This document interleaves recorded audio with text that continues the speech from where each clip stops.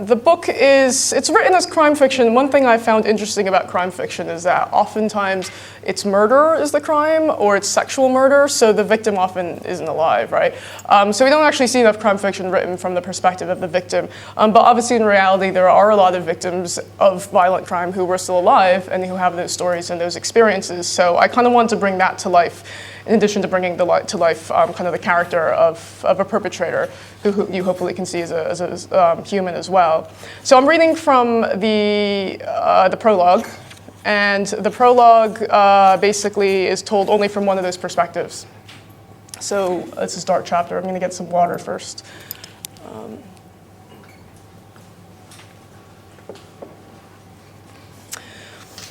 They say events like this change your life forever. That your life will never be the same as it was the day before it happened, or even 2 hours before it happened, when I stood waiting for that bus out of Belfast, along the Falls Road to the west of the city. Is it melodramatic to think of life like that, of a clean split struck straight down the breadth of your existence, severing your first 29 years from all the years that come after? I look across that gap now, an unexpected rift in the contour of my life, and I long to shout across the ravine to the younger me, who stands on the opposite edge, oblivious to what lies ahead. She is a distant speck. She seems lost from my perspective, but in her mind she thinks she knows where she's going. There's a hiking guidebook in her hands and a path that she is following.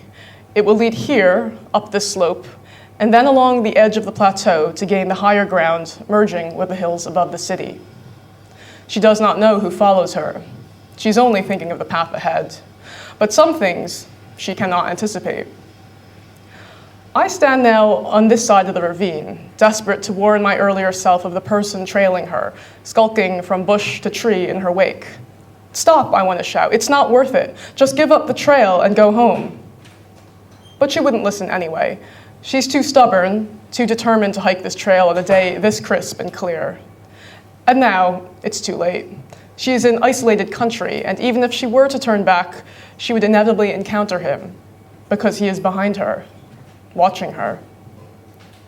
By now, she has traversed the slope and found the trail that runs between the sunlit pasture and the steep incline of the glen. She pauses for a moment, breathing in the beauty of this green track, the tree branches arching over the path, the bright field that stretches to her left. She's escaped the city. This is where the countryside really begins. It seems like a little bit of heaven for one last peaceful moment. But she is perched on the edge, and to her right, the ground plunges sharply into the ravine. The river below is a distant roar. The air up here smells of manure and sun and warm grass, and lazy insects drift in the filtered light beneath the trees. And then, glancing down the wooded chasm to her right, she sees a figure coming up the slope, trying to hide in the brush of the forest. Something skips unnaturally in the beat of her heart. Only then does she realize she's being followed.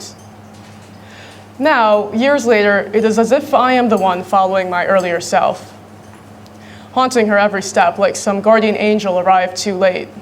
She parts the branches in front of her, and I do it too, invisibly.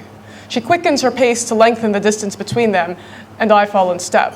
She instinctively knows she must reach the open ground before he catches her, so she tries to cover the last few yards of the path as it clears a ridge. With an invisible hand, I want to hold back the little bastard, lock him into position like a rugby player, while shouting to her to keep on going, to reach the meadow, and then abandon the trail. Forget about the hike, just head straight to the busy road and go home. But I am powerless to stop it. Events must unfold as they already have. The past is our past. So I am stranded here on this side of the ravine, watching as he catches up to her. I don't want to see the rest of it. I have replayed it enough times already. If I could just freeze it there, in that final moment, perched between the sunlit pasture and the plunging abyss, then everything would still be fine. Only then it would not be my life. It would be someone else's pleasant stroll through the Irish countryside on a spring afternoon. But my journey turned out to be a little different.